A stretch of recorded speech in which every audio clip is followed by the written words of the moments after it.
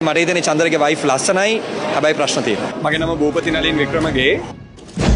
ප්‍රසන්න ජයකොඩිගේ සිනමා මේ චන්දරගේ වයිෆ්ගේ සිනමා කෘතිය මම හිතනවා ලංකාවේ ගෘහස්ත කාන්තාවන් විශේෂයෙන් මේ නුපුහුණු ශ්‍රමය අපි කියන්නේ මේ පුහුණුවක් නැති ශ්‍රමයක් සහිත ගෙදර ඉන්න කාන්තාවක් පිළිබඳව ඊටම සංකීර්ණ චිත්‍රපටයක්.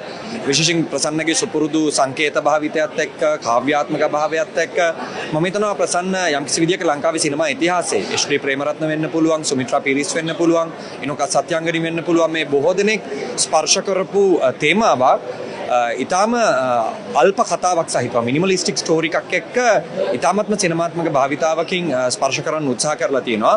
ඉතින් මම හිතනවා මේක පිළිබඳව දීර්ඝ සාකච්ඡාවක් ඇතිවීම අතිශයින්ම වැදගත්. ඒ වගේම මම හිතන්නේ ආසියානු සිනමාවට සහ ආසියානු රූපයට ආවේනික ආසියාතික පික්ටෝරියලිසම් එකක්. මම හිතනවා මේ චිත්‍රපටියෙන් ඉතාමත්ම ආකර්ශනීය විදිහට ගෙනල්ලා තිනවා. මම හිතනවා මේ චිත්‍රපටිය බලන එක අතිශය වැදගත්. ඒ වගේම මේ වගේ චිත්‍රපටියක් නිෂ්පාදනය කිරීම මම හිතනවා නිෂ්පාදකයන්ට විශේෂයෙන් මේ කාලේ අපි ස්තුතිවන්ත වෙන්න ඕනේ.